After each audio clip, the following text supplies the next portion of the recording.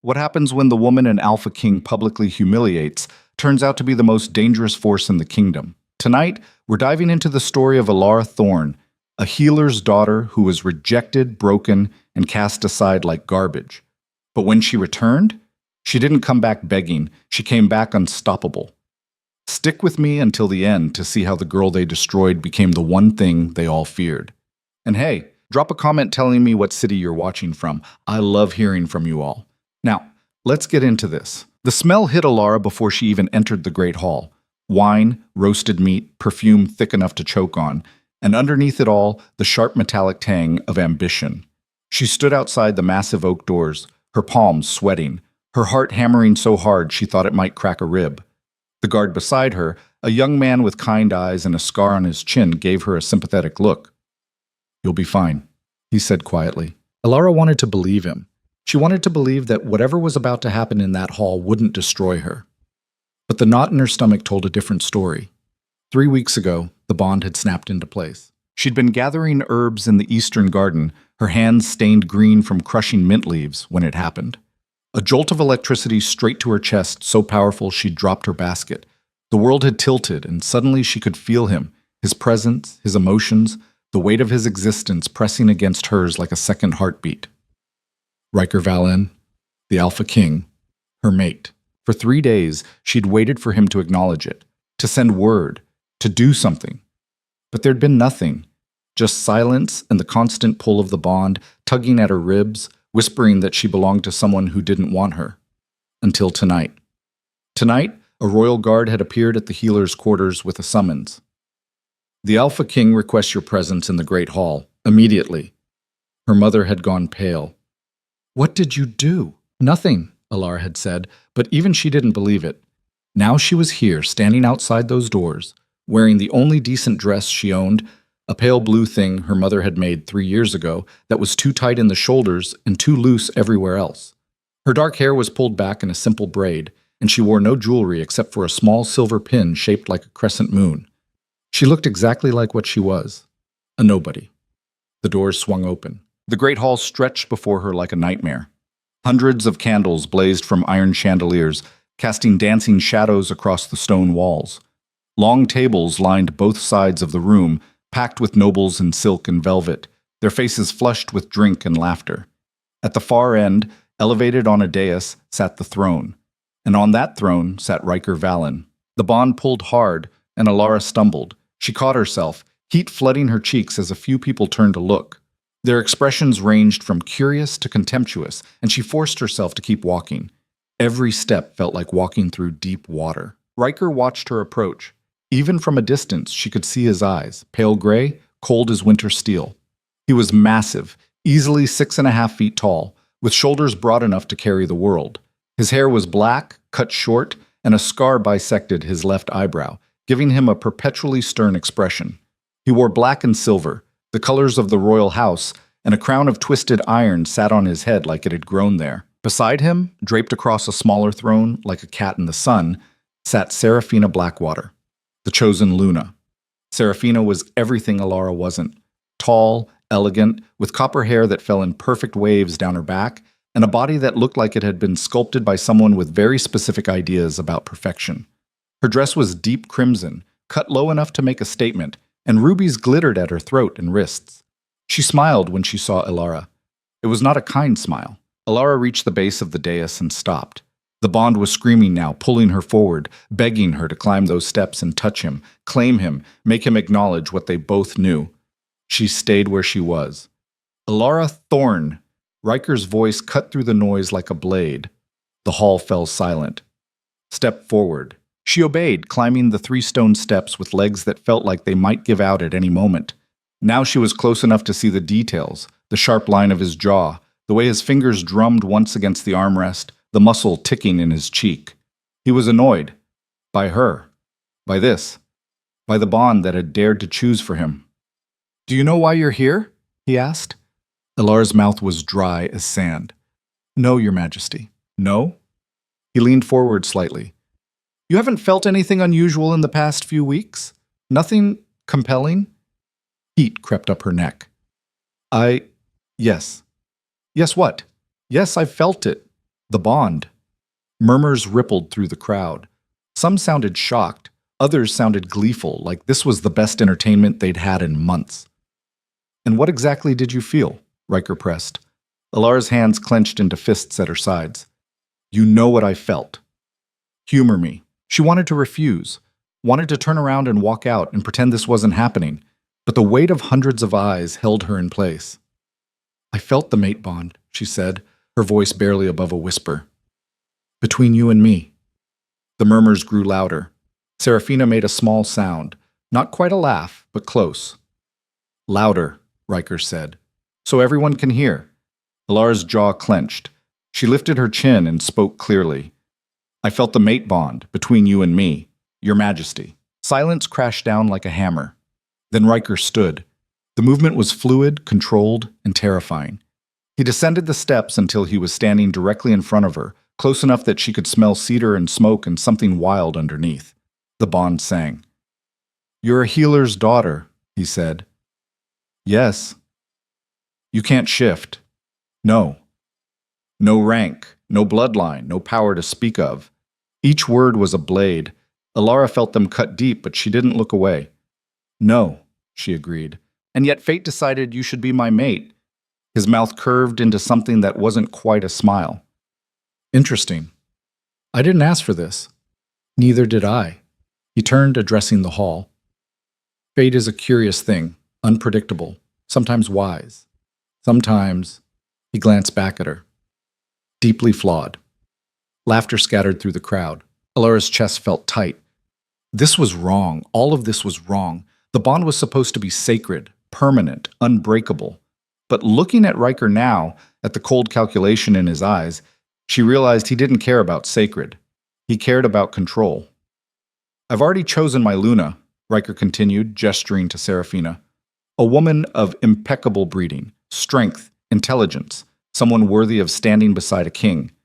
Serafina inclined her head graciously. But fate, in its infinite wisdom, decided to bind me to... Riker looked at Alara again. This. The word hung in the air like poison. Alara's nails bit into her palms. I have a name. Do you? Riker stepped closer, and the bond pulled so hard she swayed. Because from where I stand, you're nobody. A mistake. A broken link in a chain that should never have formed. The bond doesn't lie. No. But it can be wrong. That's not how it works. I decide how it works.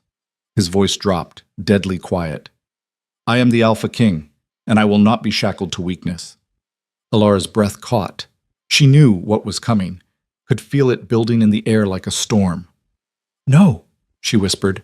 I, Riker Vallon, Alpha King of the Iron Throne, don't reject you, Alara Thorne, as my mate. The bond didn't just break, it shattered. Pain exploded through Alara's chest, white hot, excruciating, like someone had reached inside her ribcage and torn out her heart with their bare hands. She heard herself scream, a raw, broken sound that echoed through the hall, and her knees gave out. She hit the stone floor hard. Around her, the court watched. Some looked uncomfortable. A few looked away, but most just stared, their expressions ranging from pity to satisfaction. Alara couldn't breathe, couldn't think. The pain was everywhere, consuming everything, and underneath it was something worse. Emptiness. A void where the bond had been, hollow and aching and wrong. She pressed her hand to her chest, gasping, and felt wetness on her cheeks. Tears. She was crying in front of everyone, in front of him. Riker looked down at her with nothing in his eyes. No regret, no hesitation, just cold, clinical detachment. Get her out of here, he said. Hands grabbed her arms, guards, their grips firm but not cruel. They hauled her upright, and Alara's legs barely held her weight. Her vision swam. Everything hurt. Wait. Her voice cracked, pathetic and small. Please. Riker had already turned away. You're embarrassing yourself, Serafina said, her tone almost gentle, almost kind. It's better this way. Trust me. The guards dragged her backward. Alara's feet scraped against the floor, and she couldn't find the strength to resist. The faces around her blurred together, nobles in their fine clothes, servants trying not to stare, people who'd known her name this morning and would forget it by tomorrow. Then she was out of the hall, out of the castle, out into the courtyard where the night air hit her like a slap. The guards released her, and Alara collapsed onto the gravel. She stayed there, shaking, her arms wrapped around herself as if that could hold the pieces together. It couldn't. Nothing could. Behind her, music started up again. Laughter drifted through the open windows. The celebration continued because why wouldn't it? She was nobody, a mistake, a rejected thing that didn't matter. Alara stayed on the ground until the cold seeped into her bones, until the shaking stopped, until the pain dulled into something she could almost breathe around. Then, slowly, she stood. Her legs wobbled. Her chest felt like a crater, but she was upright. She looked back at the castle, at the lights blazing in the windows, the towers reaching toward the sky, the place that had never been hers and never would be. And she walked away, not toward the healer's quarters, not toward anything familiar, toward the forest. The forbidden wood earned its name honestly. The trees grew too close, their branches weaving overhead into a canopy so thick that even at midday, the forest floor stayed dim. The air smelled like rot and moss and something older, wilder, dangerous. The ground was uneven, roots snaking across the path like tripwires, and every few steps Alara had to catch herself before she fell. She walked anyway. She had no plan, no destination, just the desperate need to put distance between herself and the castle, between herself and the memory of Riker's cold eyes and colder words. Weakness. Nobody. Mistake. The words looped in her head like a curse she couldn't break. Her dress caught on a thorn bush and she yanked it free without slowing. The fabric tore. She didn't care. What did it matter? What did any of it matter? She'd spent her whole life trying to be useful, valuable. Her mother was the head healer, respected, skilled, someone who mattered. Alara had studied every herb, every remedy, every technique, hoping that if she worked hard enough, proved herself enough, she'd earn her own place. And for what? To be dragged in front of hundreds of people and told she was worthless? To have the one thing fate gave her, the bond, the mate, the promise of belonging, ripped away like it meant nothing? Alara's foot caught on a root, and this time she didn't catch herself. She went down hard, her hands slamming into the dirt, pain jolting up her wrists. She stayed there, on her hands and knees, breathing hard. And then she heard it. A sound. Faint, wet, labored. Breathing.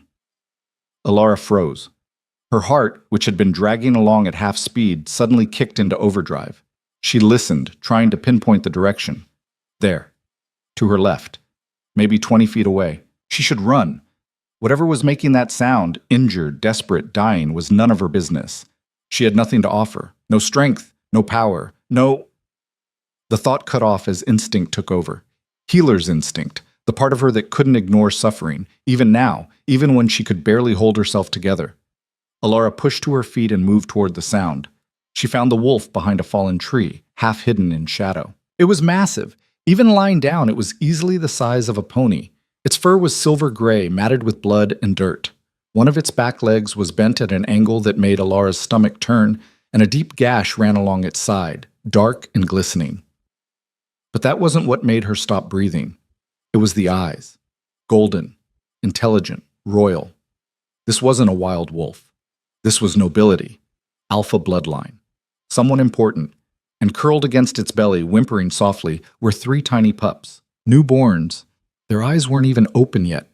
They nuzzled blindly at their mother, searching for warmth, for milk, for safety.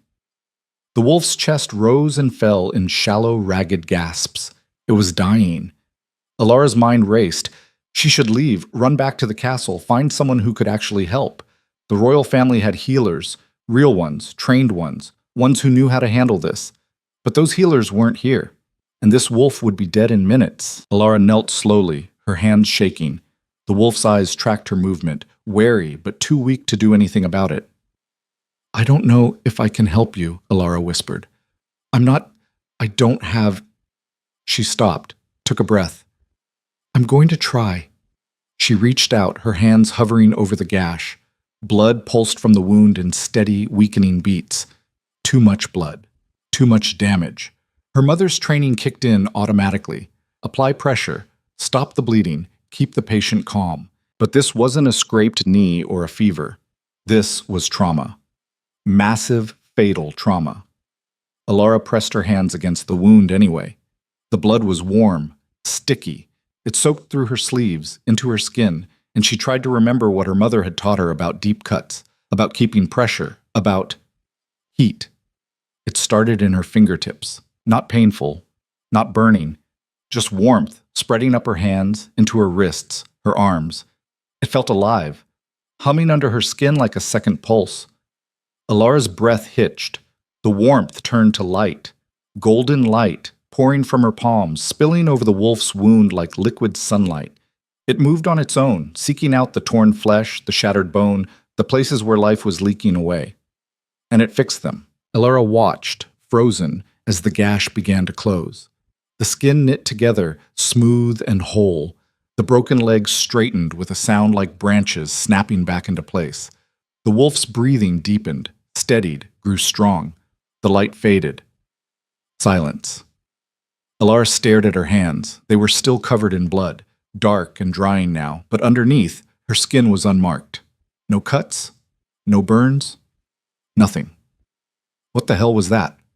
The wolf stirred. It lifted its head, golden eyes locking onto Alara's. For a long moment, they just stared at each other. Then the wolf stood, smoothly, easily, like it hadn't been on death's door 30 seconds ago. It was even more massive upright. Its shoulder came up to Alara's chest, and when it moved, muscles rippled under silver fur. The three pups tumbled forward, yipping and stumbling on unsteady legs. The wolf nuzzled them gently, checking each one before turning back to Alara. And then it did something impossible. It bowed. Not a casual dip of the head, a full, formal bow, front legs bent, head lowered, submission in every line of its body. To her. Alara's heart hammered. What are you? The wolf stepped closer. Alara's instinct screamed at her to back away, but she held still as the massive creature lowered its head and pressed its forehead against her chest, right over her heart, right where the bond used to be. Warmth flooded through her, not the burning light from before, something gentler, steadier. Yours, it seemed to say. We are yours. Alara's hands came up automatically, burying themselves in the wolf's thick fur. It was soft, warm, real. I don't understand, she whispered. The wolf pulled back and looked at her with those golden eyes, ancient, knowing, patient. Then it turned and nudged the pups toward Alara. The smallest one, a runt with a white patch on its chest, tumbled over its own feet and landed at her knees. It looked up at her, yipped once, and wagged its tiny tail. Alara's throat tightened. These pups, this wolf, they were royalty.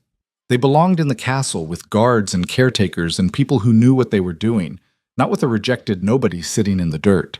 But the wolf didn't move, just kept watching her, waiting. And the pups, they were so small, so vulnerable. If she left them here, they'd die. If she took them back to the castle, they'd be taken away, and she'd be punished for even touching them. There was no good choice, so Alara made a bad one. Okay, she said quietly. Okay. You can come with me. The wolf's tail swished once. Approval. Alara gathered the pups carefully, cradling them against her chest. They were warm and wriggly and made tiny squeaking sounds that shouldn't have been as comforting as they were. The wolf followed as Alara stood and started walking deeper into the forest, away from the castle, away from everything she'd ever known, into the dark. She walked until her legs gave out. It took hours, maybe longer. Time felt strange in the forbidden wood, like the trees swallowed it up along with the light. When Alara finally stopped, it was because she physically couldn't go any further. Her dress was in tatters. Her feet were bleeding. The pups had fallen asleep against her chest, and her arms ached from carrying them. She found a shallow cave, more of an overhang really, carved into the side of a rocky hillside, and collapsed inside. The wolf settled beside her, a warm, solid presence. Alara set the pups down gently. They stirred but didn't wake, curling together in a pile of fur and tiny paws. What am I doing? Alara asked the darkness. The wolf huffed softly. Right. Helpful. Alara leaned back against the stone, exhaustion crashing over her like a wave. Her chest still ached where the bond had been. Her hands still tingled from the light. Everything hurt. But the pups were breathing. The wolf was alive. And for the first time since she'd walked into the great hall, Alara felt something other than pain. Purpose. She didn't know what the light was, didn't know why it had chosen her, or what it meant, or if she'd ever be able to do it again. But she'd saved a life tonight. 4 lives, if you counted the pups.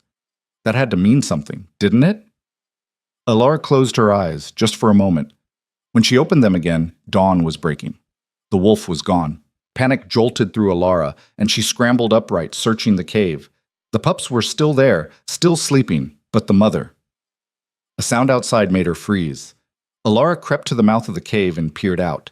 The wolf was standing a few feet away, her massive head lowered as she drank from a small stream. When she saw Alara, she lifted her head and wagged her tail once. Relief flooded through Alara so fast it made her dizzy. "You scared me," she said. The wolf padded back to the cave, water dripping from her muzzle. She settled beside the pups, and they immediately woke up, yipping and crawling over each other to nurse. Alara watched them, something tight in her chest loosening just a little. "I should give you a name," she said. "Can't just keep calling you Wolf." The wolf's ears twitched.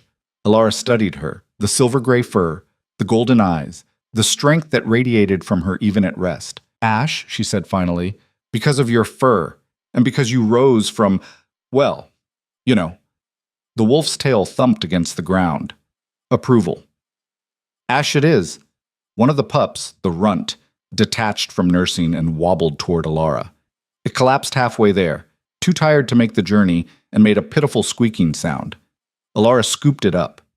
The pup fit easily in her palm, warm and wriggly. It looked up at her with eyes that hadn't quite opened yet and yawned, showing tiny pink gums. "Your trouble," Alara murmured. "I can already tell." The pup licked her thumb. Alara's throat tightened. She'd never had pets, never had anything that depended on her like this. And these weren't just animals, they were royal wolves. Important, valuable, dangerous. If anyone found out she had them, no, she couldn't think about that. Not now. Right now, she needed to focus on surviving, on keeping them alive, on figuring out what the hell she was going to do next. But as she sat there, the runt pup curled in her hand and Ash watching over her other babies, Alara felt something she hadn't expected. Not hope, exactly, but not despair either. Something in between. Something that felt like the possibility of a future, even if she couldn't see its shape yet. She'd been rejected, broken, cast aside. But she was still here, and so were they. That had to be enough. For now, it had to be enough. The first week was the hardest. Alara had no supplies. No food, no blankets, nothing except the torn dress on her back and 3 newborn pups who needed constant care. She learned to forage by trial and error, which berries were safe, which roots wouldn't make her vomit, where to find clean water. She made mistakes, ate things that left her doubled over with cramps, drank from a stream that gave her fever for 2 days. But she survived. Ash hunted. The wolf would disappear for hours and return with rabbits, sometimes a young deer. She'd tear the meat into pieces small enough for Alara to cook over the pitiful fires she managed to build with shaking hands and damp wood. The pups grew, not slowly, the way normal wolf pups should. They grew fast, impossibly fast. By the 3rd day, their eyes had opened, revealing gold irises that tracked Alara's every movement. By the 5th day, they were stumbling around the cave on wobbly legs. By the 7th, they were play-fighting with each other, their growls high-pitched and almost comical. Alara named them during a rainstorm that turned the forest into a cold, miserable swamp. The runt, the one with the white patch on his chest, she called Storm. Because he was small but fierce, always the first to charge into trouble. The largest pup, a female with fur so dark it was almost black, became Shadow. She moved quietly, watched everything, rarely made noise. The middle pup, another female with reddish tints in her gray fur, was Ember. She had a temper and wasn't afraid to use her teeth. "You're all going to be the death of me," Alara muttered as Storm tried to eat her bootlace for the 3rd time that morning.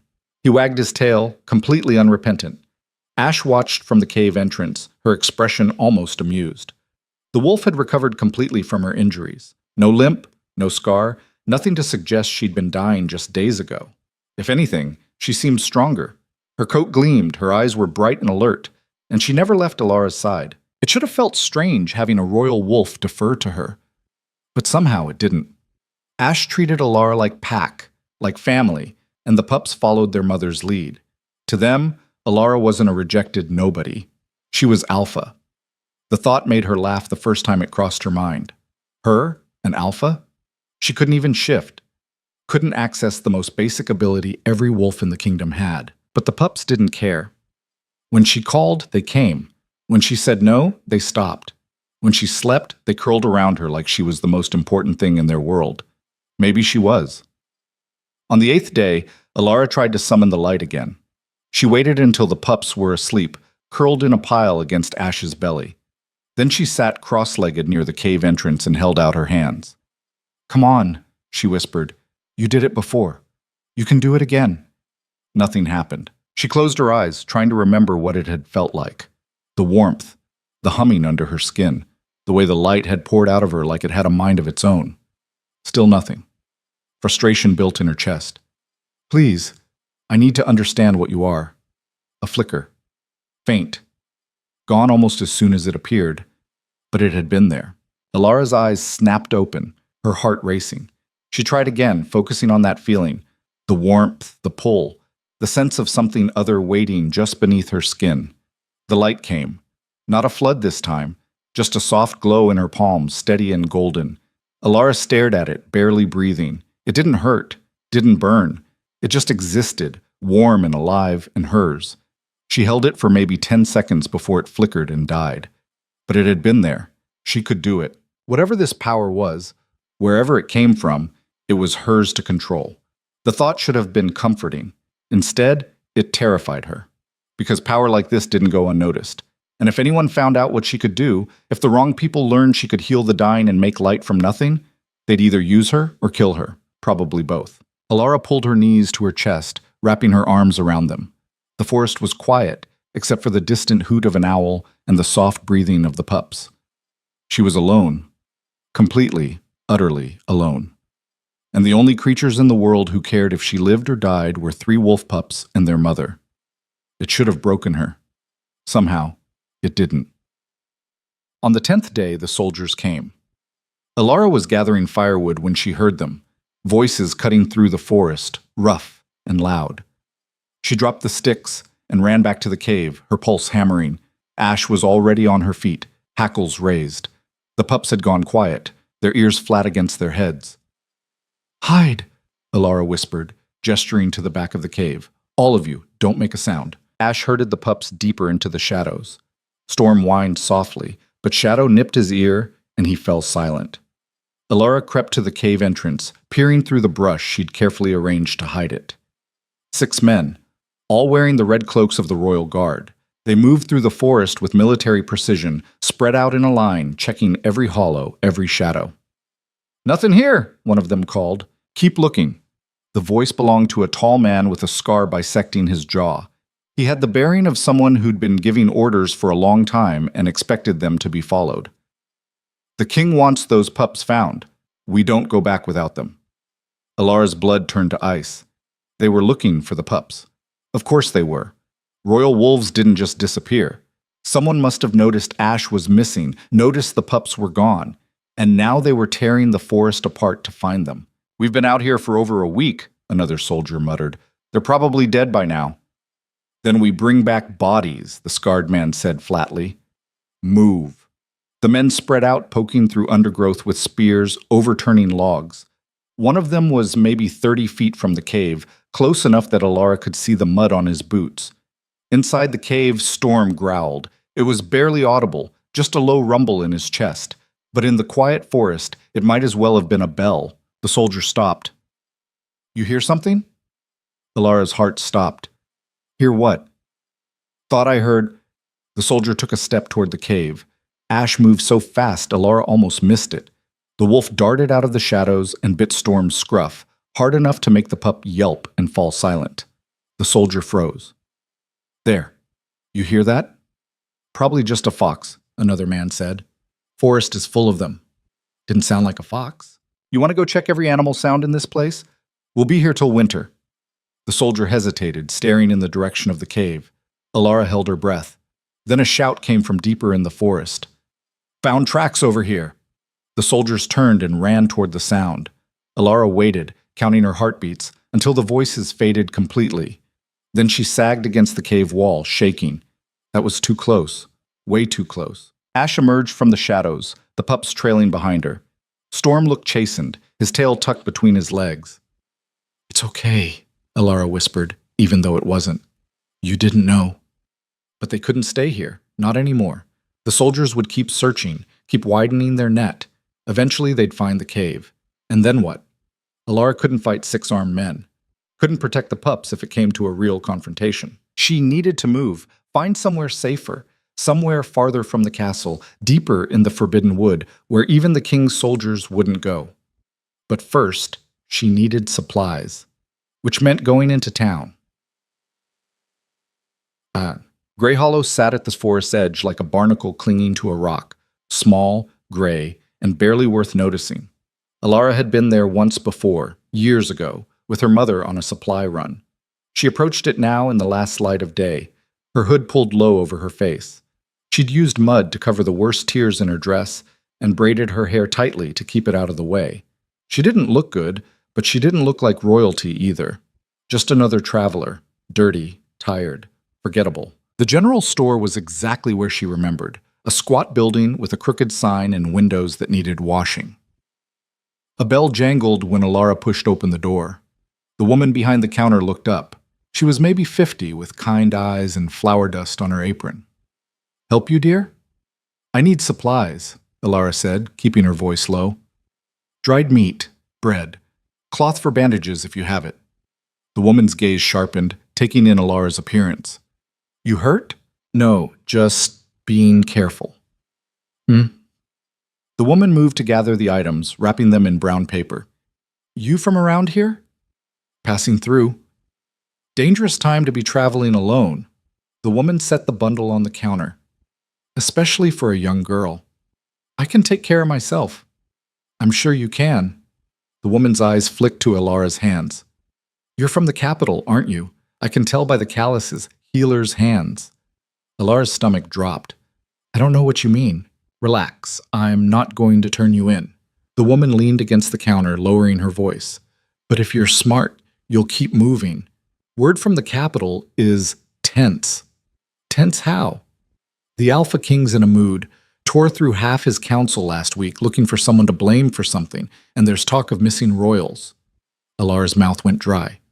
"Missing?" "3 pups. Newborns. Royal bloodline." The woman shook her head. "Some say they were stolen. Others say they ran off. Either way, the king's not happy about it." "That's unfortunate." "Unfortunate's one word for it." The woman pushed the bundle toward Alara. "Soldiers have been searching the forest for days. Found a girl 2 days ago camping near the border. She didn't know anything, but Commander Thorne didn't care." "What happened to her?" The woman's expression darkened. "What do you think?" Alara felt sick. "Take the supplies," the woman said quietly, "and get as far from here as you can. Whatever you're running from, it's not worth dying over." Alara wanted to argue, wanted to say she wasn't running, wasn't hiding, wasn't afraid, but it would all be lies. "How much do I owe you?" she asked instead. "Nothing. Consider it charity." The woman's eyes softened. "We don't get many healers out here. If you ever decide to stop running, come back, we could use someone like you." Alara took the bundle, her throat tight. "Thank you. Be safe, girl." Alara left before the woman could see her cry. She made it back to the cave as full dark fell. Ash was waiting at the entrance, her ears pricked forward, alert. "We have a problem," Alara said. She told Ash everything, the soldiers, the dead girl, the fact that the entire kingdom was looking for the pups. Ash listened without moving, her golden eyes fixed on Alara's face. "They're going to keep searching," Alara said, "and eventually they're going to find us.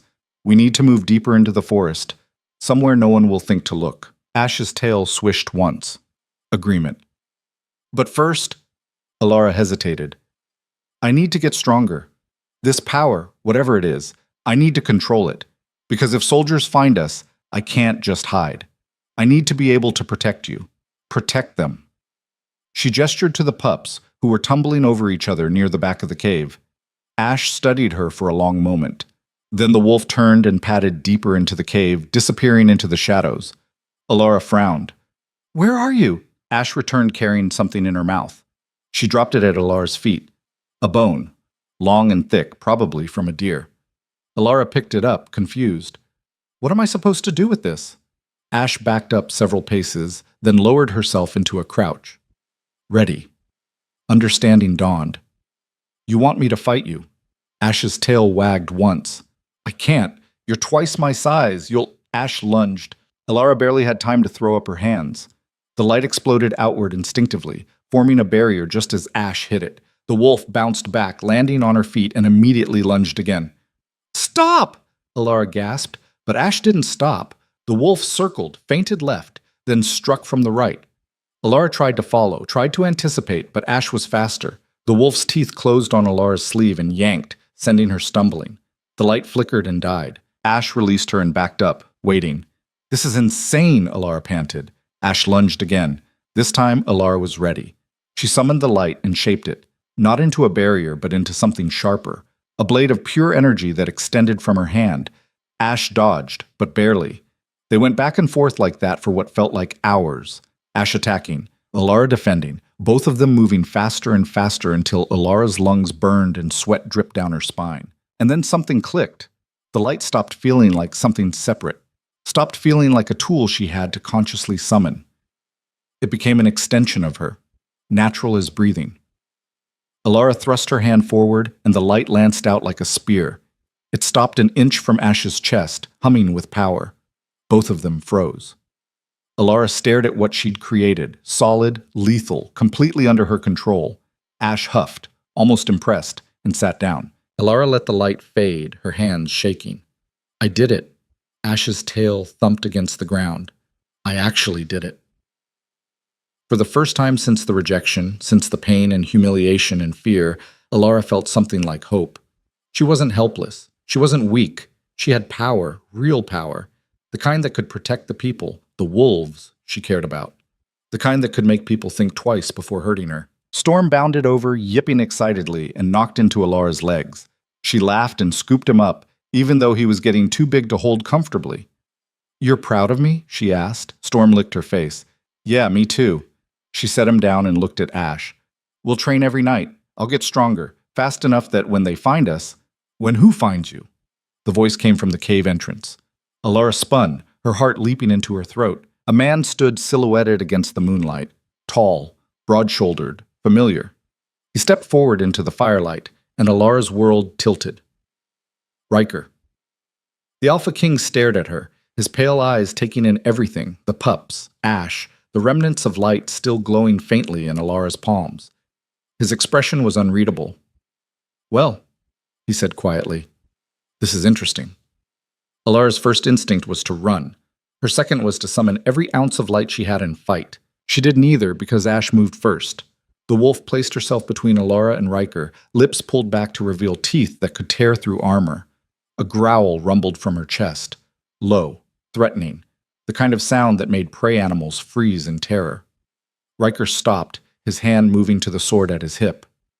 Don't, Alara said sharply. Both of them looked at her. Ash, stand down, Alara commanded, her voice steadier than she felt. The wolf didn't move, her golden eyes locked on Riker. Ash, please. After a long, tense moment, Ash stepped back. But she didn't relax, didn't lower her guard. The pups had gone completely silent behind Alara, their instincts telling them to stay hidden. Riker's gaze moved from Ash to Alara, and something flickered in his expression. Surprise, maybe. Or confusion. She listens to you, he said. Yes, that's not possible. Ash is royal bloodline. She doesn't take orders from... He stopped himself. From nobodies? Alara finished. From rejected mates? From girls who can't even shift? Riker's jaw tightened. I wasn't going to say that. But you were thinking it. He didn't deny it. Silence stretched between them, broken only by the crackling of the small fire and Storm's barely audible breathing. Alara's hands were still glowing faintly, the light pulsing in time with her heartbeat. She forced herself not to look away from Riker's cold gray eyes. How did you find me? She asked. I've been tracking Ash for 3 days. She disappeared the same night you did. His gaze flicked to the pups, though they were still hidden in shadow, along with 3 royal heirs. They're not heirs. They're children. They're both. And they belong to the crown. They belong to themselves, Alara shot back. Or did you forget that living things aren't property? Everything in this kingdom is property when it serves the crown. Riker took a step forward, and Ash snarled again. He stopped. I'm not here to hurt them. Then why are you here? To bring them home. To bring you home. Elara laughed, the sound bitter and sharp. I don't have a home. You made sure of that. The rejection wasn't just a rejection. Elara's voice rose despite her efforts to control it. You humiliated me in front of everyone. You called me weak, worthless, a mistake. You tore the bond apart like it meant nothing. It had to be done. Why? Because I wasn't convenient? Because I didn't fit into your perfect plans? Because the kingdom needs strength, Riker's voice echoed off the cave walls. Because an Alpha King can't afford to be bound to someone who can't even shift. Someone with no bloodline, no power, no... He stopped, his eyes dropping to her hands, to the light still glowing there. No power, Elara repeated softly. Is that what you were going to say? Riker stared at the light like he was seeing a ghost. What is that? I don't know. That's not an answer. It's the only one I have. Elara let the light fade, clenching her fists. It showed up the night I saved Ash, the night I healed her when she should have died. Healed her? Riker's voice had gone quiet, dangerous. You're saying you can heal? I'm saying I did something. I don't know what it was or how it works, but Ash was dying and now she's not. Riker looked at Ash, really looked at her, and Elara saw the moment understanding dawned. The wolf was too healthy, too strong.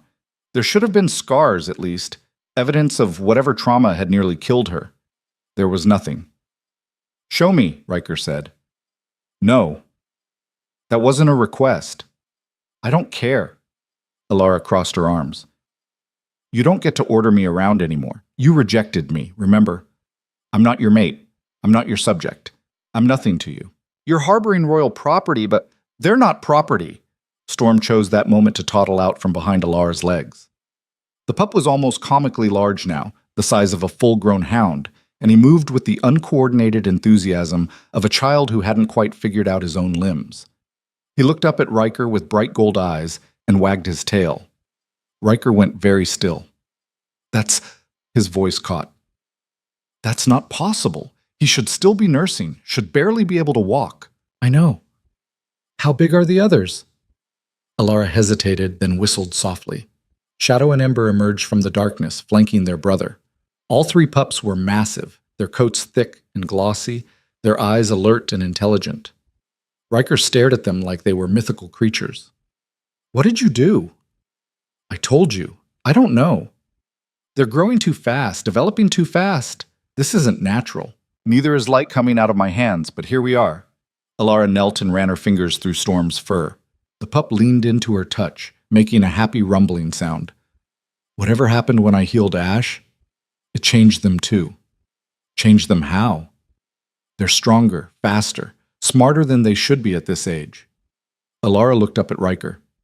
And they're loyal to me, not to you, not to the throne. To me. She said it as a challenge, waiting for him to argue. Instead, Riker slowly lowered himself into a crouch, bringing his eyes level with the pups. Storm cocked his head, curious, and took a tentative step forward. Don't, Elara started. Storm's hackles went up, and he growled. It wasn't the pitiful sound of a baby wolf. It was deep and threatening, the kind of growl that said he knew how to use those teeth. Riker didn't move. He doesn't trust me. Why would he? He doesn't know you. I'm his alpha. No, Elara said quietly. I am. The words hung in the air between them. Riker's gaze lifted to meet hers, and for the first time since he'd appeared, she saw something other than cold calculation in his eyes. Uncertainty. That's impossible, he said, but there was no conviction in it. Is it? You said yourself they're developing too fast. Maybe they know things they shouldn't. Maybe they can sense things. Elara stood, and the pups immediately moved to her side. Or maybe you're just not as important to them as you think you are. Riker's expression hardened. He rose to his full height, and the cave suddenly felt smaller. I need those pups back at the castle. No. It's not a negotiation. You're right. It's not. Elara lifted her chin. Because I'm not giving them to you. You're not giving me a choice. Good. Because you didn't give me one either when you rejected me in front of the entire court. Riker's hand moved to his sword, and light exploded from Alara's palms before she could think. It formed a barrier between them, crackling and bright, and Riker jerked his hand away from the hilt. "Don't," Alara warned. "You'd fight me." "If I have to." They stared at each other across the barrier of light. Alara's heart was hammering, her breath coming fast. She didn't know if she could actually fight the Alpha King, didn't know if her power was strong enough to stop him if he really tried to take the pups. But she'd die trying. Riker must have seen it in her eyes because his hand fell away from his sword completely. "You've changed," he said. "You broke me. I rebuilt myself." "I never meant—" "I don't care what you meant." Alara let the barrier drop. "You did it anyway. And now I'm supposed to what? Thank you for coming to drag me back? Hand over the only creatures in the world who actually give a damn if I live or die? It's not safe out here. Safer than being in a castle with a king who thinks I'm worthless. I don't—" Riker stopped, frustration clear on his face. "That's not what I think." "Then what do you think?" He didn't answer. A howl cut through the night, distant but getting closer. Then another, and another. Riker's head snapped toward the sound, and his expression went dark. "Thorn," he muttered. "Who?" "My commander. He's been—" Riker's jaw clenched. "He's been difficult since the pups went missing." More howls joined the first, a lot of them. "Those are his men?" Alara asked, her stomach dropping. "His wolves. He's tracking me." "Your own commander is tracking you?" "He thinks I'm too weak to retrieve the heirs myself, that I need to be replaced." Riker's voice was bitter. "If he finds you first—" He didn't finish, but he didn't need to. Alara understood. "We need to move," she said, already gathering the few supplies she had. "Now." "There's no point. They'll track us. Then we fight." "There are too many." "Then what do you suggest?" Alara spun to face him. "Because I'm not handing them over to someone who's going to kill them just to make a point." Riker was quiet for a long moment. Then he said something Alara never expected. "Come with me. Back to the castle. Under my protection." "Are you insane?" "It's the only way to keep them safe. If Thorn finds you out here, you can't protect them. But if you're at the castle, if I claim you publicly, you rejected me publicly. And I can unreject you." Alara stared at him. "That's not how it works." "I'll make it work." Riker stepped closer, and this time Ash didn't growl. "The bond is broken, but the claim doesn't have to be. I can take you as my Luna without the bond. It's been done before when mates die. The kingdom needs stability. The pups need protection. And you—" He stopped. "I what?" "You need to stop running." The howls were getting closer, much closer. Alara looked at the pups, at Storm, who was trying to look brave, but couldn't quite hide the fear in his eyes, at Shadow and Ember pressing against each other for comfort, at Ash, who was watching Alara with an expression that said the choice was hers. She thought about the soldiers in the forest, about the girl who died because Thorn thought she might know something, about the fact that she couldn't keep running forever, couldn't keep the pups hidden indefinitely, and she thought about walking back into the castle that had cast her out, into the hall where she'd been broken, with the man who'd broken her. "If I do this," Alara said slowly, "things change.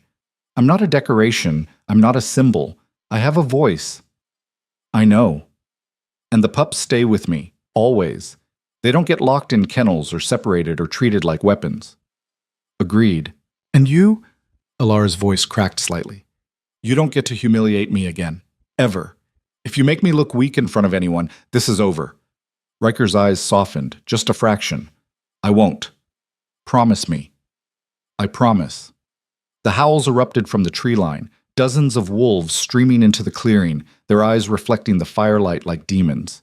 At their head was a man on horseback, his armor dark, his face scarred. Commander Thorn. He saw Alara and Riker and smiled. It was not a pleasant smile. "Well, well," Thorn called out, dismounting. "The Alpha King, alone in the woods with a traitor and stolen property. How convenient." Riker moved to stand beside Alara. "Stand down, Commander. That's an order." "I don't think so." Thorn drew his sword. "You've proven yourself unfit, Riker. Too weak to protect the heirs, too distracted by a broken bond to see the threats around you. The only threat here is you." "Is it?" Thorn's gaze swept over his men.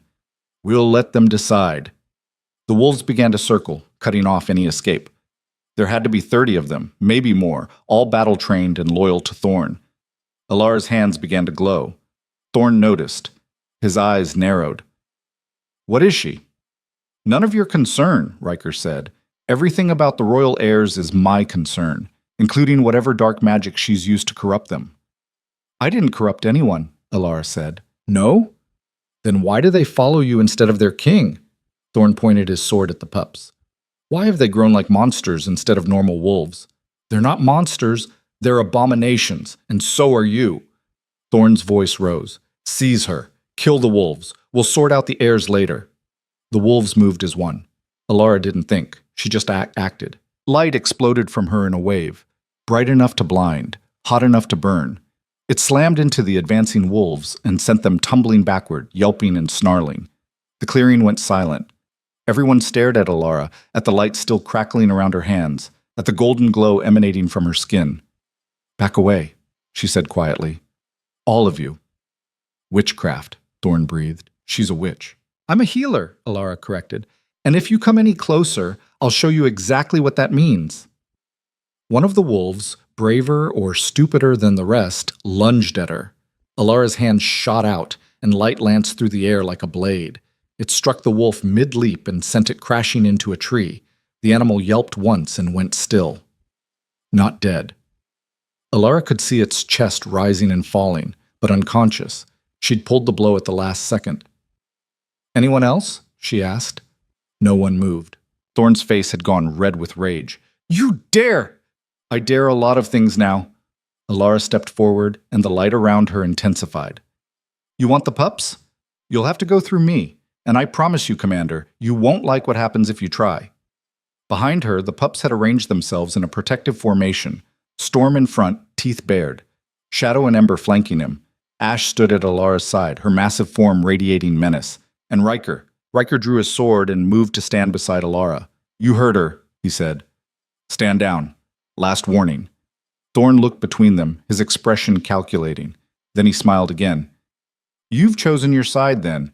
The side of a traitor and a witch over your own kingdom." "I've chosen the side of my mate," Riker said. The words hit Alara like a physical blow. Thorn laughed. "Your mate? You rejected her. In front of everyone. The bond is broken." "The bond doesn't matter. She's mine. They're mine," Riker's voice carried across the clearing. "And if you or anyone else tries to take them, I'll kill you myself." For a moment, Thorn looked genuinely shocked. Then his expression hardened into something ugly. "So be it," he said. "When the Council hears about this, when they learn you've sided with a witch and stolen heirs—" "The Council will hear whatever I tell them to hear," Riker interrupted. "Because I'm still king, and you're still just a commander who forgot his place." Thorn's hand tightened on his sword. "We'll see how long that lasts." He turned and mounted his horse. "Move out!" he barked at his men. The wolves retreated slowly, their eyes never leaving Alara and the pups. When they'd melted back into the forest, the silence felt deafening. Alara let the light fade, her legs suddenly shaking with exhaustion. That had taken more out of her than she'd expected. Riker caught her before she fell. "Steady," he said quietly. "I'm fine." "You're not. But you will be." He looked down at her, and something in his expression had changed. The coldness was gone, replaced by something Alara couldn't quite name. "That was stupid? Incredible." Alara blinked. "What?" "You faced down 30 wolves and a trained commander without hesitation. You protected them." He glanced at the pups. "Protected me." "Don't read too much into it. I was protecting them, and you were just in the way." Riker's mouth twitched, almost a smile. "Right. We need to go," Alara said, pulling away from his grip. "Thorn won't stay gone. He'll regroup and come back with more men. Then we move fast." Riker looked at the cave, at their meager supplies. "Can they travel?" "The pups?" "Yes, they're stronger than they look. They're stronger than anyone I've ever seen." Riker shook his head. "What did you do to them?" "I saved them. Whatever came after, I didn't mean for it to happen. But it did. And now we have to deal with the consequences." Alara met his eyes. "We?" "We," Riker confirmed. "Like it or not, we're in this together now." Storm chose that moment to bound over and headbutt Riker's leg. The king stumbled, caught off guard, and the pup wagged his tail happily. He's warming up to you, Alara said, surprised. Or he's testing to see if I'll fall over. Probably both. They gathered what little there was to gather and started moving. Riker led them on a different path than they'd come, one that wound deeper into the forest where the trees grew so thick that even moonlight couldn't penetrate. It should have been terrifying, but with Ash on one side, Riker on the other, and the pups trailing behind like a small army, Alara felt something she hadn't felt in weeks. Safe. It wouldn't last. She knew that. Thorn would come back. The council would demand answers. The entire kingdom would learn that their rejected mate had somehow become something more. But for now, in this moment, walking through the dark with creatures who'd chosen her, Alara let herself believe that maybe, just maybe, she could survive this. And not just survive. Win. They reached the castle walls just before dawn. Alara had forgotten how massive they were. Gray stone rising 50 feet into the air, crowned with iron spikes and patrolled by guards whose shadows moved like clockwork. The eastern gate loomed ahead, its portcullis raised just enough to suggest someone had been expecting them. This is a mistake, Alara said, stopping. Riker turned to look at her. He'd been silent for most of the journey, his face unreadable in the dim pre-dawn light. You want to go back to the forest? Wait for Thorn to find you again? I want to not walk into a trap. It's not a trap. You can't know that. I sent word ahead. My personal guard, no one else. They'll meet us at the gate and escort us to the royal wing. Riker's voice was calm, but there was an edge to it, exhaustion maybe, or stress. No one will touch you or the pups. You have my word. Your word. Alara laughed, the sound hollow. Forgive me if that doesn't mean much anymore. Riker flinched, actually flinched. It was so brief that Alara almost missed it, but it was there. Fair, he said quietly, but it's all I have to offer right now. Storm whined, pressing against Alara's leg. The pup was tired. They all were. They'd been walking for hours, and even with their unnatural growth, the pups were still young, still vulnerable. Ash nudged Alara's hand with her nose. The wolf's golden eyes were steady, trusting. Alara took a breath and nodded. Fine, but if this goes wrong, it won't. If it does, I'm blaming you. I'd expect nothing less. They passed through the gate. The guards on duty did double takes when they saw Alara and the wolves, but they didn't move to stop them. One of them, a young man Alara vaguely recognized from the kitchens, opened his mouth like he wanted to say something, then thought better of it and looked away. Word would spread fast. By breakfast, the entire castle would know that the rejected mate had returned with the missing royal heirs. By midday, the whole kingdom would be talking. Riker led them through a side entrance Alara had never seen before, a narrow stone corridor lit by torches that smelled like damp and old metal. Their footsteps echoed off the walls, and the pups stayed close, their ears swiveling at every sound. They climbed 2 flights of stairs, turned down a hallway lined with portraits of dead kings, and finally stopped at a heavy wooden door. Riker pushed it open. The room beyond was massive, easily 3 times the size of the healer's quarters where Alara had grown up. A 4-poster bed dominated one wall draped in dark blue fabric. A fireplace big enough to stand in took up another wall, already lit and crackling. Windows overlooked the eastern gardens, and thick rugs covered the stone floor. It was beautiful. It was terrifying. This is... Alara's voice caught. This is the Luna's suite. Yes. I can't stay here. You can and you will. Riker gestured to a side door. There's a bathing room through there, clean clothes in the wardrobe. Food will be brought up within the hour. Riker, get some rest. We'll talk later. We need to talk now. Later, he repeated, already turning to leave. I have to deal with the council before they hear about this from someone else.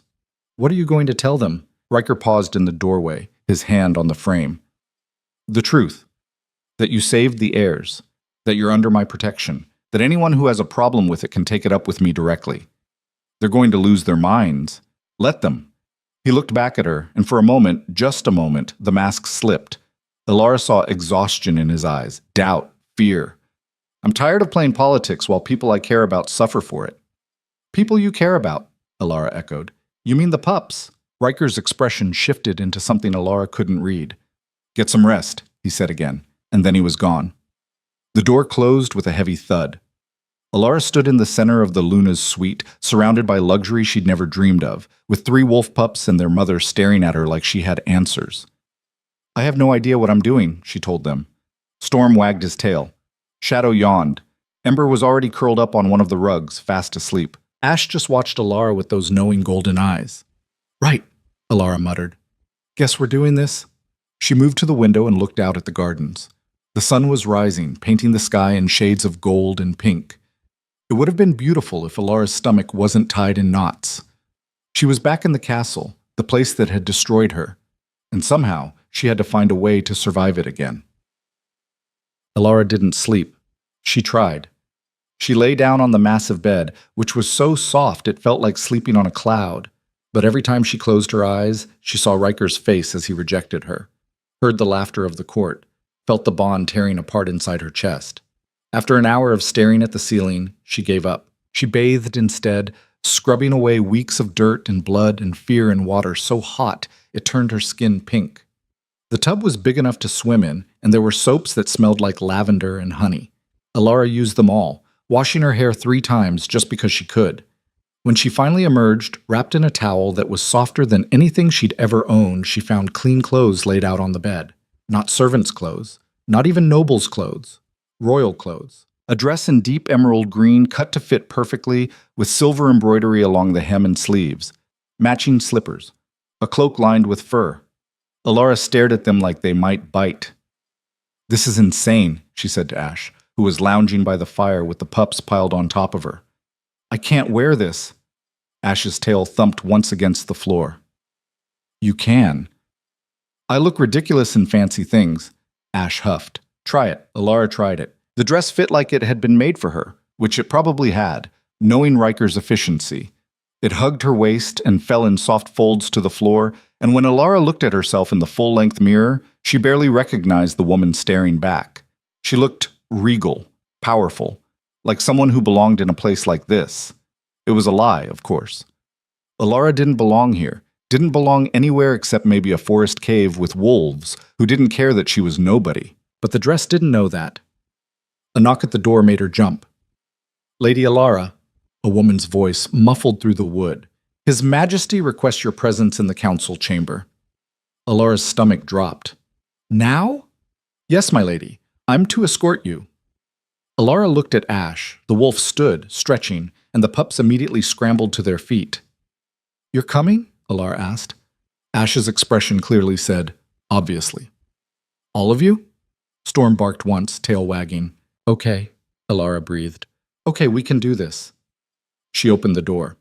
The woman waiting outside was young, maybe a few years older than Alara, with dark hair pulled into a severe bun and the kind of neutral expression that came from years of service.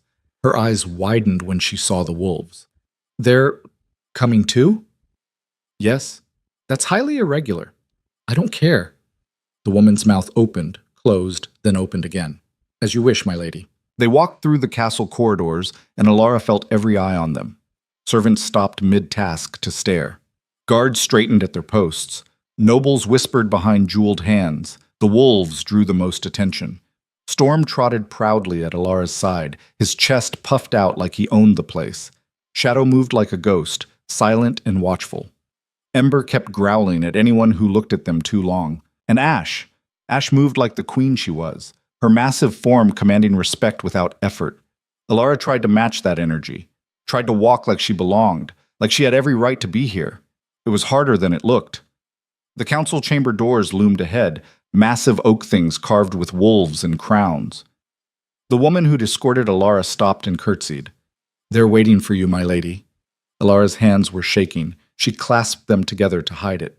Thank you. The doors swung open. The chamber was exactly as Alara remembered, a long stone room with a table down the center and chairs for 12 counselors. All of them were occupied. All of them turned to look when Alara entered. At the head of the table sat Riker, his crown catching the light from the windows. Standing beside him was a woman Alara recognized all too well, Serafina Blackwater, the chosen Luna. She looked exactly as she had the night of the rejection, tall, beautiful, draped in crimson silk that probably cost more than Alara's childhood home, but something in her expression was different, sharper, more calculating. When she saw Alara, she smiled. It wasn't a kind smile, but it wasn't cruel either. It was interested. Gentlemen, Riker said, his voice cutting through the murmurs. Lady Alara Thorne and the recovered royal heirs. The room erupted. This is outrageous. She stole them! Dark magic. The bond was rejected. Enough! Riker's voice didn't rise, but somehow it was louder than all of them. The counselors fell silent. Lady Alara didn't steal the heirs, Riker continued. She saved them. When Ash was dying in the Forbidden Wood with 3 newborn pups, Alara risked her own life to heal them. She kept them alive when everyone else had written them off as dead. Heal them? One of the counselors, Lord Garrett, Alara remembered, leaned forward. What does that mean, heal them? It means exactly what it sounds like. Riker's gaze swept the room. Alara has a gift, a power we don't fully understand yet, but what we do know is that she used it to save royal wolves who would have otherwise been lost. And you believe this? Another counselor demanded. You believe she has some kind of magic? I've seen it with my own eyes. Then show us, Lord Garrett said, turning to Alara. If you have this power, demonstrate it, now! Alara's throat went dry. Every eye in the room was on her, judging, waiting for her to fail. She looked at Riker. He gave a small nod. Permission. Or maybe encouragement. Alara held out her hand. The light came easier now than it had in the forest.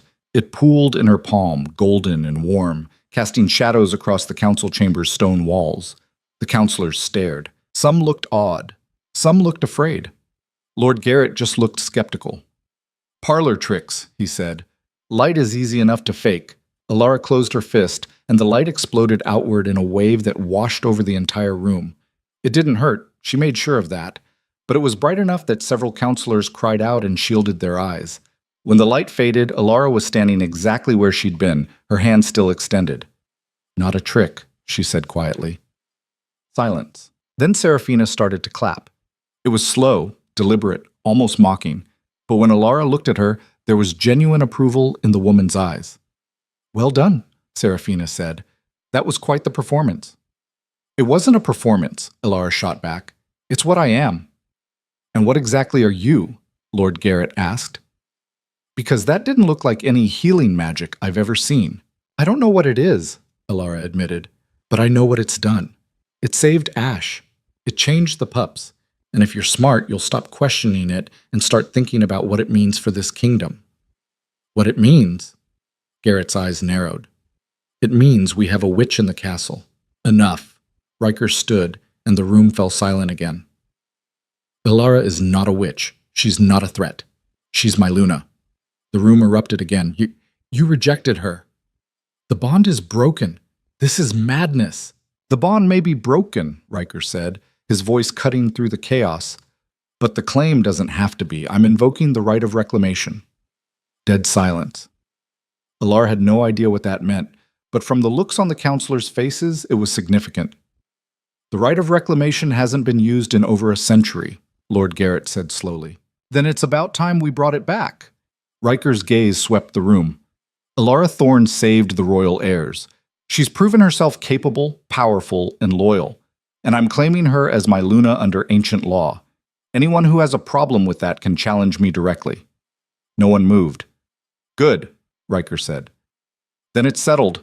The coronation will be in 3 days. Prepare accordingly. He turned and walked out, leaving Alara standing in a room full of shocked nobles. Serafina was the first to approach. She stopped in front of Alara, looking her up and down with those sharp eyes. Interesting, she said. What is? You. This whole situation. Serafina tilted her head. I thought you'd come crawling back, broken and desperate.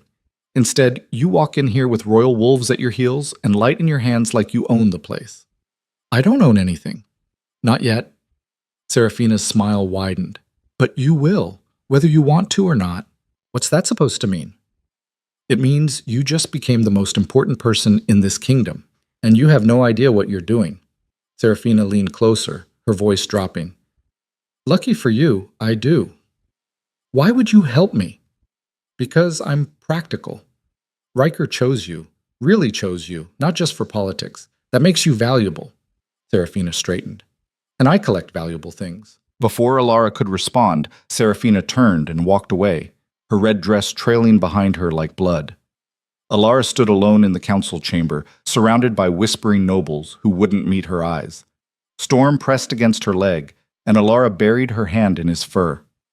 "What just happened?" she whispered. Storm wagged his tail. Ash huffed softly. "You won." "Won what?" "The first battle," Ash seemed to say. "The rest come later." Matam. The next 3 days passed in a blur. Alara was fitted for a coronation gown, white and gold, so elaborate it took 3 women to help her into it. She was taught how to walk, how to stand, how to hold her head when wearing a crown. She met with advisors and nobles whose names she couldn't remember and who looked at her like she was either a miracle or a monster. She never saw Riker. He was busy, she was told, dealing with Thorn, managing the council, preparing for the coronation. Alara told herself she didn't care. She was lying. Serafina visited twice. The first time, she brought Alara a list of nobles to watch out for, people who'd supported Thorn, people who wanted the throne for themselves, people who'd smile to her face and plot behind her back. The second time, she brought wine. They sat in Alara's chambers, the Luna's chambers, Alara had to remind herself, and Serafina poured 2 glasses. "You're nervous," Serafina observed. "I'm terrified." "Good. That means you're smart." Serafina sipped her wine. "Riker's making a mistake, you know." Alara's stomach dropped. "What do you mean?" "Not with you, with the coronation. He's rushing it, giving his enemies too much time to plan and not enough time to prepare defenses." "Why would he do that?" "Because he's desperate." Serafina's eyes met Alara's. "Thorn is gathering support, spreading rumors that Riker's weak, that he's being controlled by a witch. If Riker doesn't make a strong move soon, he'll lose the throne. So the coronation is a power play, a statement." Serafina leaned back. "And you're the centerpiece." "I didn't ask for this. No one ever does." Serafina's expression softened slightly. "But you're here now, and you can either let them destroy you, or you can learn to destroy them first." "I'm not a destroyer. You brought down 30 wolves with a wave of your hand. You faced Thorn without flinching. You walked into this castle like you owned it." Serafina's smile was sharp. "You're more of a destroyer than you think." Tad. The coronation took place in the Great Hall, the same hall where Alara had been rejected. She walked down the center aisle wearing the white and gold gown, a crown of silver and moonstone waiting at the end. The pups walked beside her, Storm on her left, Shadow and Ember on her right. Ash followed behind, massive and regal. The hall was packed. Every noble in the kingdom had come, their faces a mix of curiosity, skepticism, and outright hostility. Alara kept her eyes forward. Riker stood at the front in black and silver, his own crown gleaming. Beside him was the High Priestess, ancient and knowing, her eyes like smoke. When Alara reached the dais, the priestess began to speak. "Alara Thorn, you have been chosen by fate, tested by fire, and proven worthy. Do you accept the responsibility of Luna, to protect this kingdom and its people? To stand beside your alpha in strength and in weakness?" Alara's throat was tight. She thought about the girl she'd been, small, scared, convinced she was worthless. That girl was gone. "I do," she said. The priestess placed the crown on her head. It was lighter than Alara expected, but the weight of what it represented was crushing. The hall erupted in applause. Not everyone clapped, but enough did. Riker stepped forward and took her hand, raising it high. "You're Luna," he said. The applause grew louder, and for the first time since she'd walked into this hall, weeks ago, broken and humiliated, Alara felt something like power. Real power. The kind that couldn't be taken away. Storm barked, his tail wagging, and the crowd laughed. Alara smiled. She'd survived the rejection, survived the forest, survived coming back, and she was just getting started. The celebration lasted until dawn, but Alara left before midnight. She couldn't stomach another minute of false smiles and careful words from nobles who'd watched her get rejected in this very hall and done nothing. They congratulated her now, called her My Lady and Your Grace, but their eyes told a different story. They were waiting for her to fail, waiting for proof that she didn't belong. Let them wait. Alara slipped out through a side door, the pups trailing behind her. They were getting too big for the halls. Storm had knocked over a serving tray earlier, and Ember had nearly bitten a counselor who'd gotten too close. Shadow moved like a ghost, silent and watchful, her dark fur blending into corners. But no one dared complain. Not with the crown on Alara's head and Riker's claim protecting her. She made it back to her chambers and closed the door, leaning against it with a sigh of relief. The crown felt heavy. Not the physical weight, that was manageable. It was everything else. Every expectation, every eye watching her, every whisper wondering how long she'd last. Tired already? Alara's eyes snapped open. Serafina sat by the fireplace, a glass of wine in her hand, looking completely at home in Alara's private space. She'd changed out of her formal gown into something simpler but no less elegant, deep purple, that made her copper hair look like flames. How did you get in here? I have my ways. Serafina gestured to a second glass on the table. Join me. You look like you need it. Alara should have told her to leave. Should have called the guards. But something about Serafina's presence was oddly comforting. She understood this world in a way Alara didn't. And right now, Alara needed someone who understood. She sat down and took the wine. It was good, better than anything she'd tasted before, rich and smooth, with a bite at the end that warmed her throat. You did well tonight, Serafina said. Better than I expected, actually. I smiled and nodded and didn't set anyone on fire. That's not exactly impressive. It is when half the room wants you dead. Serafina sipped her wine, studying Alara over the rim. Lord Garrett tried to corner me earlier. Wanted to know if the power you displayed in the council chamber was real or theater. What did you tell him? That if he had to ask, he was already too stupid to understand the answer. Serafina's smile was sharp as broken glass. He didn't appreciate that. Despite everything, Alara laughed. It felt good, real, like maybe she could actually do this. You should be careful with him, Serafina continued, her tone turning serious. Garrett's ambitious. He supported Thorne's bid for power because he thought he could control him. Now that Thorne's in chains awaiting trial, Garrett's looking for a new piece to play. He can look all he wants. I'm not interested in being anyone's piece. You don't have to be interested. He's interested in you. Or rather, interested in removing you. Serafina leaned forward, firelight catching in her eyes. The question is, what are you going to do about it? What can I do? I'm Luna now. I have responsibilities, rules to follow, a role to play. Rules are for people who can't break them without consequences. Serafina's eyes glinted. You have power, Alara. Real power, not just the crown, the light, the wolves. The fact that you survived what would have destroyed most people. The fact that you walked back into the place that broke you and claimed it as yours. Use it. How? By not letting them define you. They want you to be the grateful little healer girl who got lucky. The charity case Riker took pity on. Don't give them that. Serafina stood, setting down her glass with a soft click. Be what you actually are. Something they've never seen before.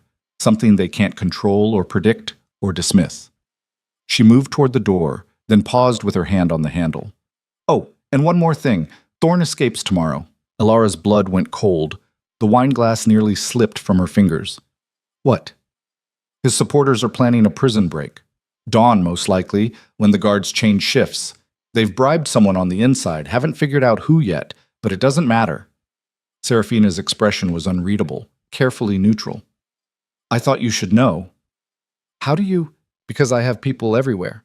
Servants talk. Guards drink. Nobles scheme in rooms they think are private. Serafina opened the door. Unlike Riker, I don't wait for threats to materialize before I act on them. I see them coming. Why are you telling me this? Why not go straight to Riker? Because you need to prove yourself, not to me. I'm already convinced, but to yourself. And to everyone watching. Serafina's smile returned, softer this time, almost fond. Do with that information what you will, but if I were you, I'd be ready. She left, the door closing behind her with a soft thud. Alara sat in silence for a long moment, her mind racing. Thorne was escaping, tomorrow. And if he got out, if he gathered his forces, regrouped with his supporters, the kingdom would tear itself apart in civil war.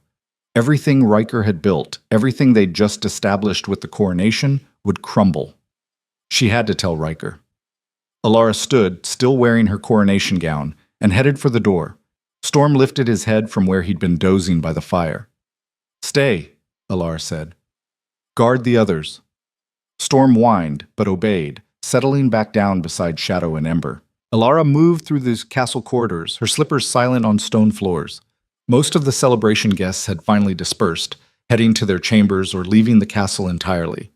A few stragglers remained drunk and laughing too loudly.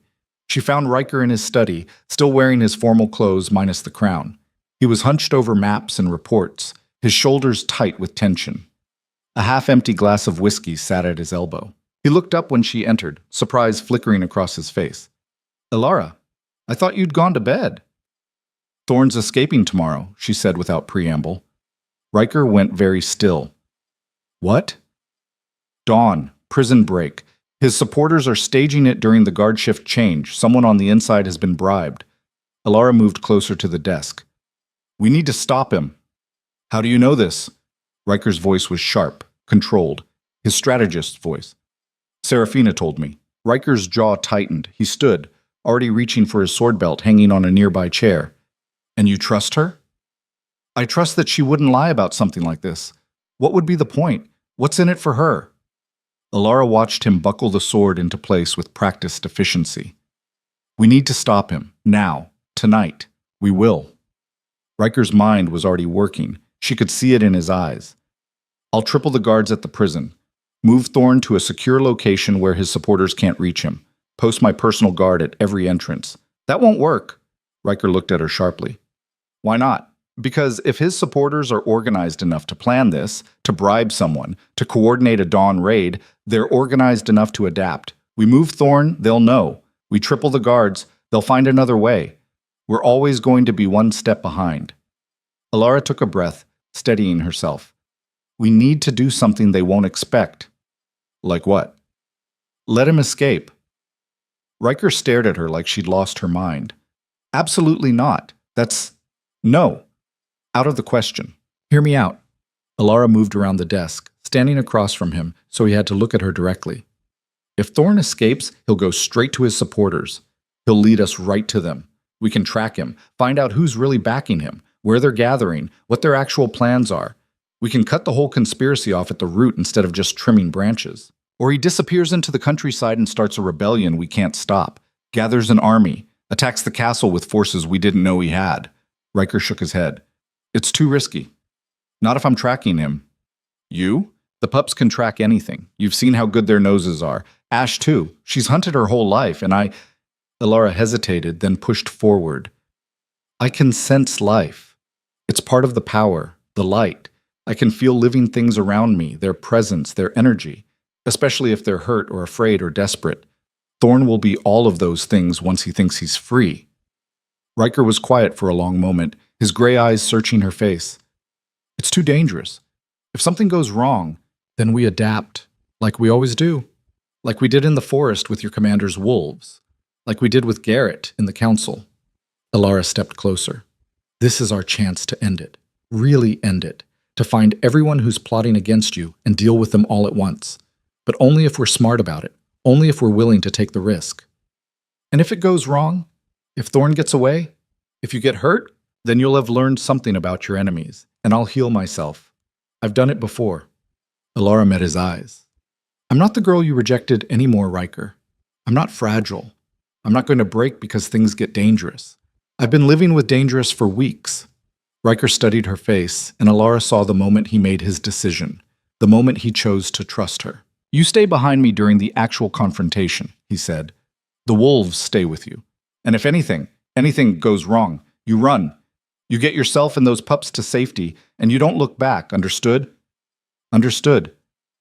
"I mean it, Alara. I'm not losing you again. I can't—" His voice caught just slightly. "I can't do that twice." The vulnerability in his words hit her harder than she expected. She reached out and took his hand. "You won't have to. I promise. Don't make promises you can't keep." "I'm not. I'm powerful, remember? Terrifying even. You said so yourself." Alara managed a small smile.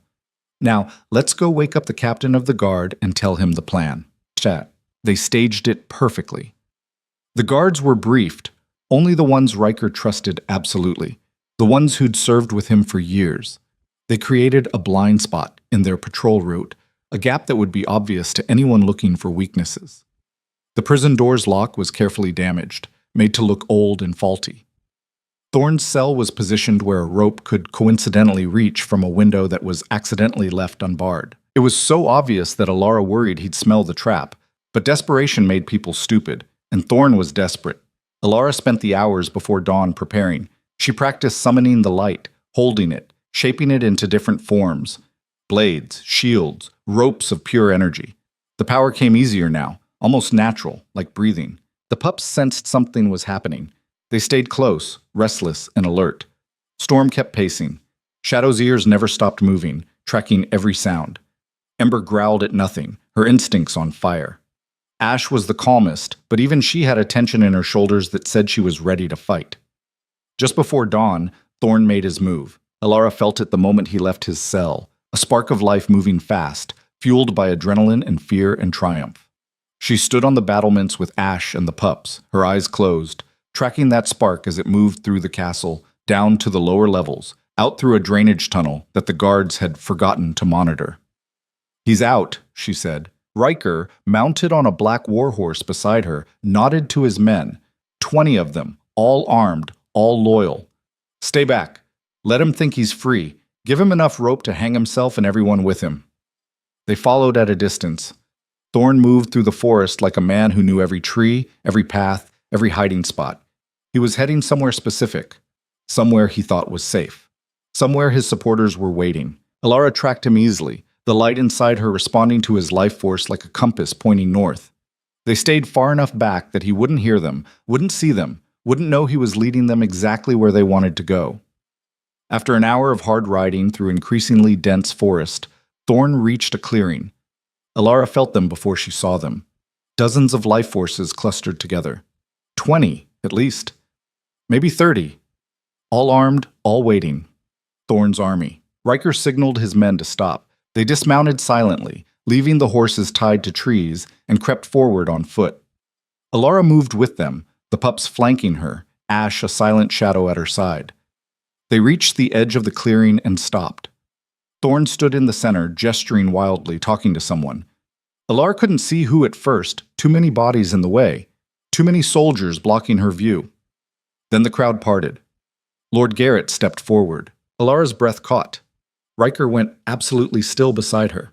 Garrett looked exactly as he had at the coronation. Expensive clothes, carefully groomed beard, the bearing of a man who thought he deserved to rule.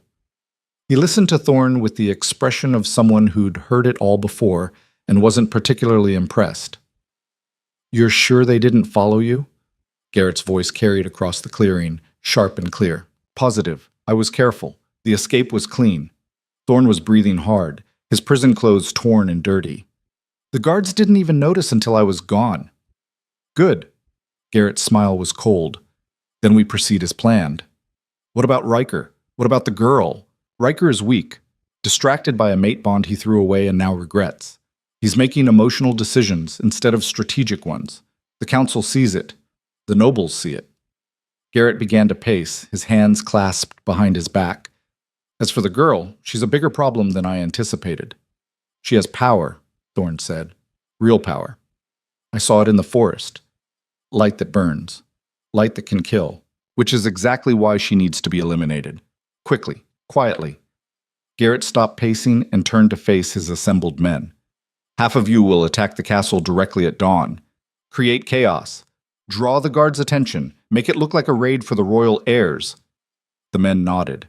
"The other half will infiltrate through the servants' passages. Find Alara's chambers. She won't have guards posted yet. Riker's too busy playing king to think about basic security for his new Luna.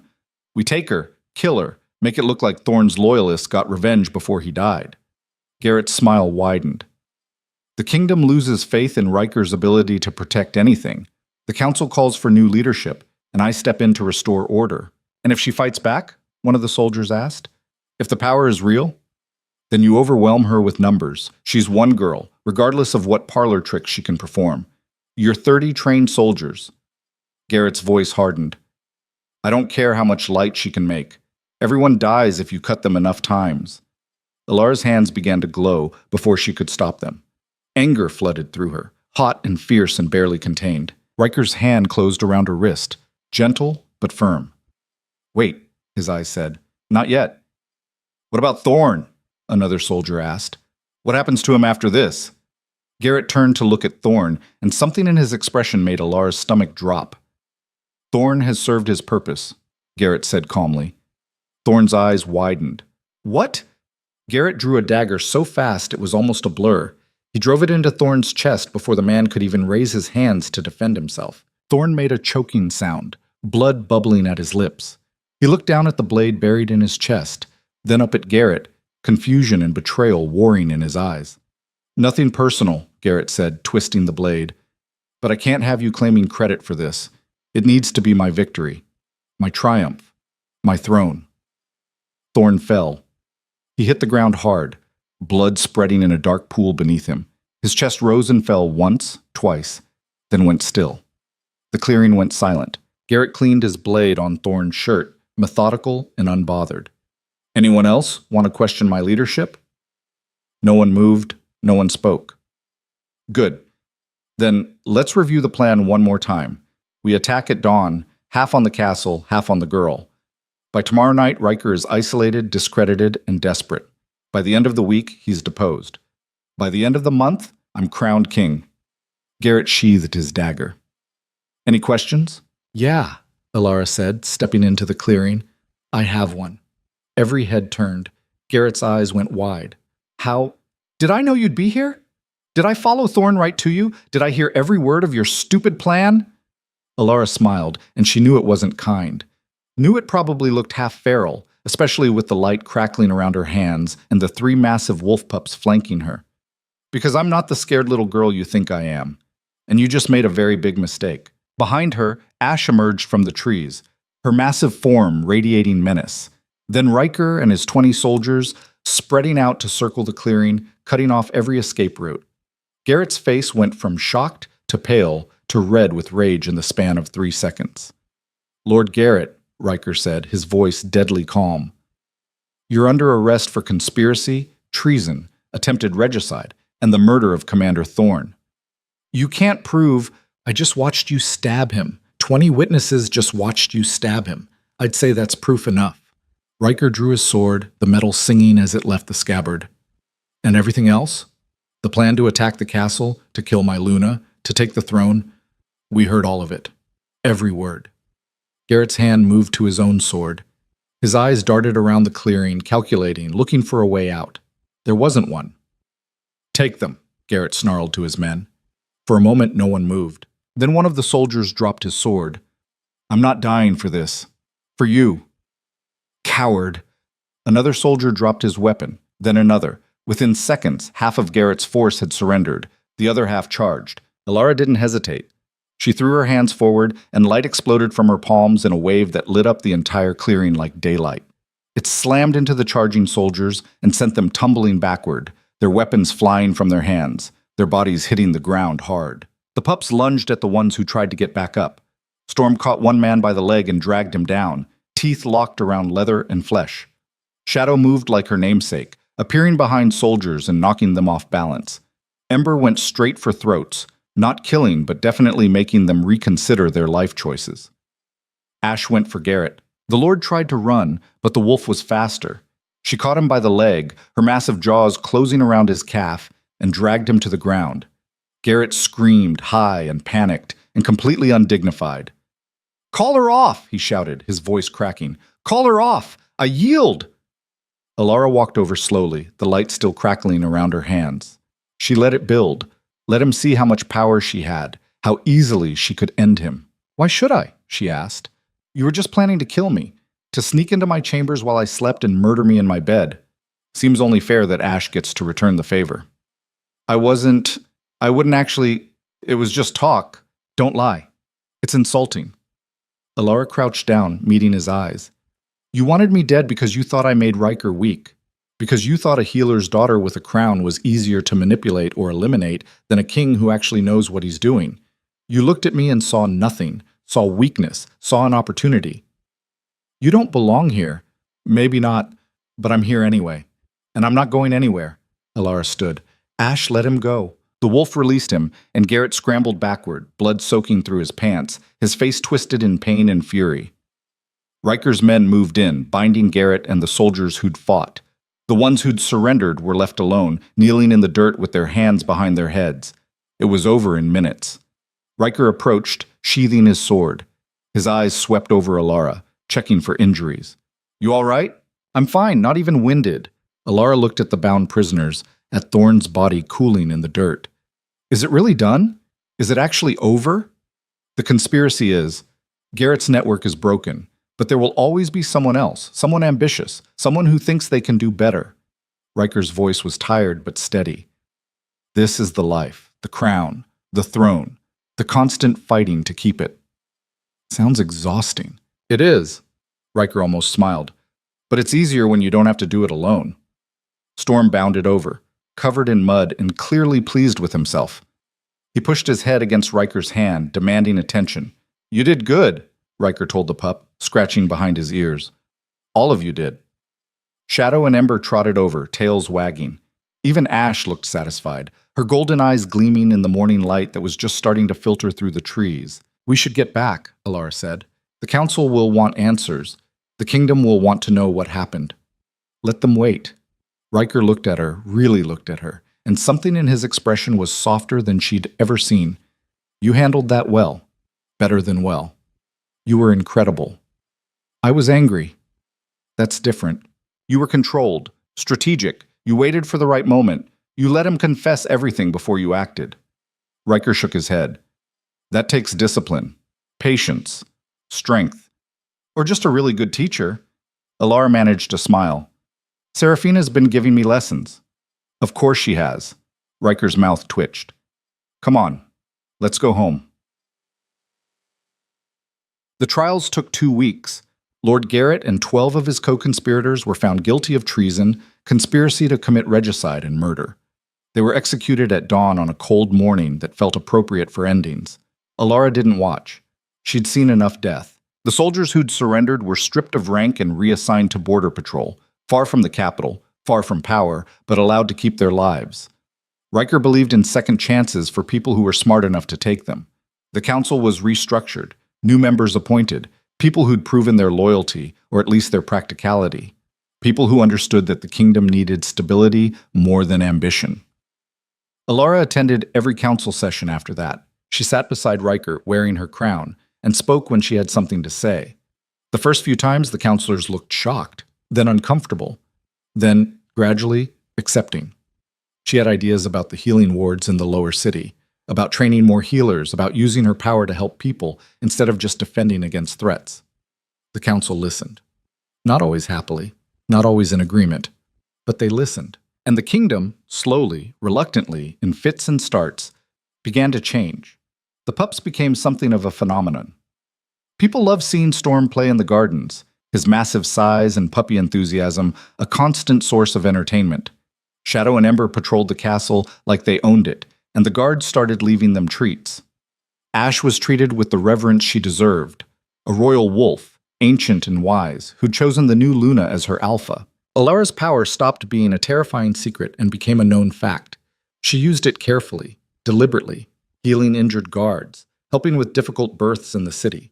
Once, stopping a fire in the lower district before it could spread and consume an entire block. People started calling her the Light Luna. Some meant it as praise. Some meant it as mockery. Alara didn't care either way. She knew what she was, knew what she could do, knew that she'd earned her place through blood and pain and refusal to break. That was enough. 3 months after the coronation, Alara stood in the overgrown garden on the eastern wall, the one Riker had shown her after Garrett's capture. It had become her favorite place. Quiet, wild, real. She was practicing with the light, seeing how long she could hold it, how many different shapes she could make. It was getting easier every day, more natural, like the power was finally settling into her bones, becoming part of who she was instead of something strange and foreign. Footsteps on stone announced Riker's arrival before she saw him. "You're thinking too loud," he said. Alara let the light fade and turned to face him. "I'm thinking the normal amount. For you, that's loud." He moved to stand beside her, looking out over the gardens. "What's on your mind?" "Everything. Nothing. Whether we're doing the right thing, whether this is sustainable, whether the kingdom will ever really accept me, or if they're just going through the motions." Alara sighed. "Take your pick." I ask myself the same questions every day. That's not comforting. It's honest. But I think if we're questioning ourselves, we're probably on the right track. It's the people who never doubt, like Garrett, like Thorne. Those are the ones you have to worry about. Riker's shoulder brushed hers. The ones who think they have all the answers are usually the most dangerous. Alara smiled despite herself. When did you get wise? I've always been wise. You just weren't paying attention. I was too busy being rejected and living in a cave. Are you ever going to let me live that down? Not even a little bit. Riker laughed, a real laugh, the kind Alara was hearing more of lately, the kind that made him look younger, less burdened. Fair enough. I deserve that. They stood in comfortable silence for a moment, watching the sun move across the sky. In the distance, Alara could see the forest where she'd lived for weeks, surviving on stubbornness and desperation and the love of 3 wolf pups who shouldn't have survived. That forest had changed her. No, she'd changed herself. The forest had just been the place where she'd had no choice but to become something stronger. Do you regret any of it? Riker asked quietly. The rejection, the pain, everything that happened. Alara thought about it honestly, about the night in the Great Hall, about the bond tearing apart, about the weeks of fear and hunger and wondering if she'd survive. No, she said finally. If none of that had happened, I'd still be the girl who thought she needed permission to be powerful. I'd still be waiting for someone else to tell me I mattered. I'd still be trying to fit into boxes that were never made for me. And now? Now I know I matter. Not because of the crown or the title or even you. Alara looked at him directly. Because I survived what should have destroyed me. Because I saved lives when it would have been easier to save myself. Because I built something from nothing and refused to break even when breaking would have been simpler. Riker's eyes were soft in the afternoon light. You're terrifying, you know that? Good. Keep that in mind next time you think about doing something stupid. I'll try. A commotion from below made them both turn. Storm had somehow gotten into the kitchens again and was being chased by 3 cooks waving wooden spoons. The pup was covered in what looked like flour and was clearly having the time of his life. He's your heir, Alara said. You deal with him. Our heir, Riker corrected. You raised him. Ash chose you. He listens to you more than anyone. Our heir. The word settled into Alara's chest, warm and solid. Okay, she said softly. Our heir. Storm finally escaped the cooks and bounded toward the garden, flour trailing behind him like snow. He skidded to a stop at Alara's feet and looked up at her with complete adoration, tail wagging so hard his whole body shook. You're a menace, Alara told him. Storm wagged harder. Riker laughed and reached down to ruffle the pup's flour-covered fur. Just like his Luna. I'm not a menace. You absolutely are. You just hide it better than he does. Alara wanted to argue, but she was smiling too hard. And she realized something in that moment, standing in an overgrown garden with a man who'd broken her and was slowly learning how to piece things back together, with a wolf pup who'd chosen her as his alpha, with a crown on her head that she'd earned through surviving the impossible. She was happy. Not perfectly happy. Not everything's fixed and nothing hurts anymore happy. But happy in the messy, complicated, still figuring it out way that real life allowed. She had wolves who loved her unconditionally. A partner who was learning to see her as an equal. A kingdom that was slowly, grudgingly, starting to accept that maybe fate knew what it was doing after all. And a power inside her that she was only beginning to understand, only beginning to master. The girl who'd been rejected in the Great Hall was gone. In her place stood a woman who'd learned the most important lesson of all. You don't need anyone's permission to be powerful. You don't need validation to be worthy.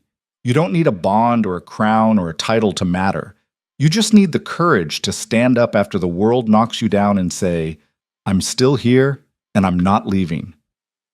Alara was still here, stronger, fiercer, more herself than she'd ever been, and she was never leaving. The sun began to set, painting the sky in shades of orange and gold.